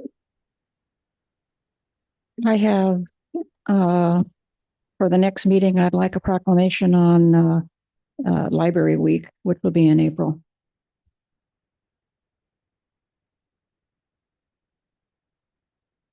I would see if it's okay with council to list under unscheduled in regards to the Cesar Chavez Street renaming, of just having that conversation and see what that could possibly look like for Guadalupe. Yeah, I agree with that. Thank you.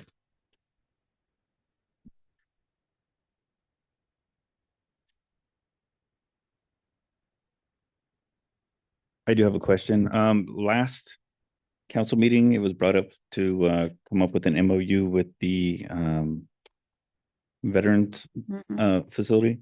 Do you want to try to do that for the April 14th or put it on future, like more further out? Well, what we have to do, to me, is we've got an MOU for the building, which includes the AA group, which Mhm. includes the Historical Society, which includes the VVA and the Post 371. So I think we have to, unless Phil has that already, to know the ins and outs of that, so. And no, I have an outline from previous negotiations and we have a new regime in there now, so I would like to meet with Deke or whoever to discuss issues of importance, and then I can finish the job. Yeah, and also the Historical Society and also AAA or whoever else uses it. So if somebody else leaves the building or their room, then we need to. So maybe like an MOU between individual agencies and then an overall usage policy? Yes. Yeah. Okay. Excuse me one second. David, Sure. did you say a future item unscheduled, or did you come up with an actual meeting date? No, that's the part I'm waiting on when you would like that. Oh, What's that? no, I had asked if he, On the library thing? no, Or something else? I'm sorry. that's the MOU. Okay. Oh, yeah, Was that- for the MOU, do you want it for the April 14th or later in the month? I think it needs to go later. Okay.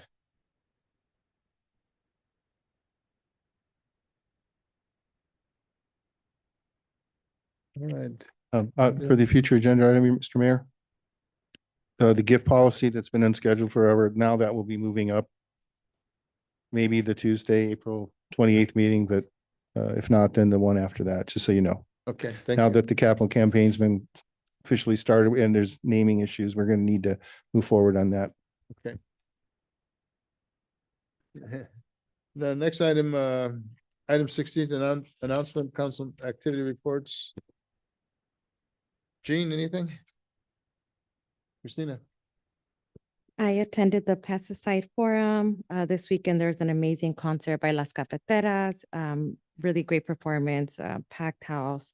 I also attended the Planned Parenthood alongside Miss Viegas. It was a great event to see other resources and organizations come out and support the Guadalupe community. Also want to give a shout out to Supervisor Labanino, his team, Lawanda, and everyone that reached out to the elections office. I'm really happy that they have shared that they are going to bring back our ballot box. I think Guadalupe deserves the right to vote in their own community. So thank you. Amelia? Let's see, let me, the last meeting I said I had attended the Zoom meeting on February 13th, the Housing and Homeless, and I didn't have my notes at the time. Very briefly there, it was a short meeting because it was right before the 3-day holiday and a lot of the players weren't there. They talked about Mayor Patino chaired this meeting, and she talked about the reduced funding for housing and the homeless. There is an individual from Galita, and this is the second time he's brought it up. He's talking about a point-based ranking program which means that for somebody who resides in the city of Goleta or works there would get preferential treatment in terms of choosing available housing. He's talked about it more and more. I don't know if it's going to become a reality, but he seems to be really focused on that. There were some staff members from the state in Sacramento that talked about funding as well and the reduced funding. I had thought there would be more information on the mixed status. And I was going to bring that up next meeting, but there is a deadline coming up. So there was drafted letters sent out to those of us who attend these meetings that if you are opposing what HUD is trying to do as far as eliminating the proration rent or assistance for ineligible residents, those who may not be here legally. And there's a deadline of April 21st. If anyone is interested in a letter to individually write to the state on this, I have that drafted letter. I will send it out to all the council members and to you, David. It could be sent out as an individual or representing an organization, representing the city. And again, there's a deadline of April 21st, and I would send the instructions out to each of you before the end of the week. As Christina said, there was the, what was it called? Community Cares event at the social club. And it was kind of neat because it was a mixed group of organizations. There was the Planned Parenthood, of course, they sponsored this. The League of Women Voters, Commission on Women. There was a County Department of Behavioral Wellness, Cal OES, Emergency Services, which was kind of neat to talk to them, what to do in the case of emergency. Let's see what else. The Friends of the Guadalupe Library is having a puzzle contest, and it started yesterday, and it's going to run until April 17th.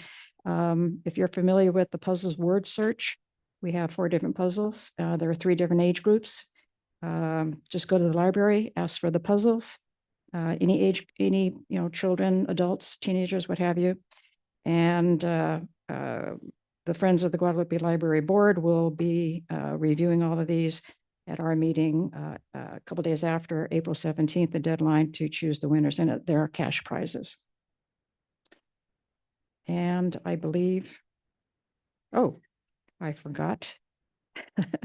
Was it last Wednesday? A group of us from the city here went, we were invited to tour Trust Pro right up the street. And I live in Treasure Park. I walk past there all the time and I never really knew what they did. It was kind of neat to watch the cutting of the wood, and the trusses are what goes on a house for those who are ignorant like me. And it was kind of spiffy to see. I thought it was pretty cool. It was pretty cool. And the owner was the one, Steve Herring. He was the gentleman that walked us around the plant there. Very nice. That's it. So as Arnulfo brought up, we had our first pottery class. It was 6 weeks, and all of our art is in the hallway. I suggest checking it out. The potato is mine. Did you see it, Mayor? I gotta see it. Please go check it out before you go. Are you selling it? No, it's my prized possession. That being said, the other item that I'm working on in an effort for transparency is meeting with David to talk about the Royal Theater and answer any questions. Community, if you have any questions, please reach out to me and I can get them to David. Some of the items we talked about were just potentially getting the 3-week look ahead from the construction company emailed to us, a projection of the finances, possible projection, estimated costs and what we're missing. I know that the capital campaign will, has a $3 million goal, and I kind of just want to see where that goes. That might fall on the city or the capital campaign at this point. And then that's it. But we plan to meet at 10:30 on Fridays moving forward. And as I receive information, I will share it with the community. Thank you. Thanks for making that happen. It's a good thing. I attended 3 meetings with the county. You don't need to know all about that, but Santa Barbara County Air Pollution Control District had free air purifiers. 500 were given to Guadalupe residents. And what had happened, they actually came and put inserts into the food bank. And these were all home delivered. So if you ordered one, they took them to your home. You didn't have to go anywhere. So that was pretty cool.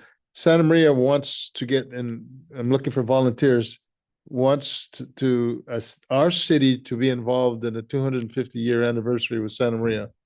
So which one of you want to volunteer for that? We don't know.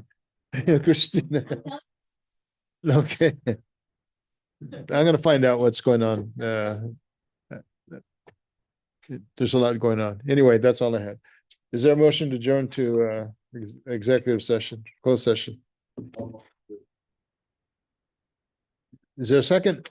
I'll second. Any comments? Ms. Furness? I'm sorry, what? Yes. She got Second, it. yes, Okay. I got it. Thank you. Any discussion? All those in favor of the motion say aye. Aye. All ayes. Closed session. I was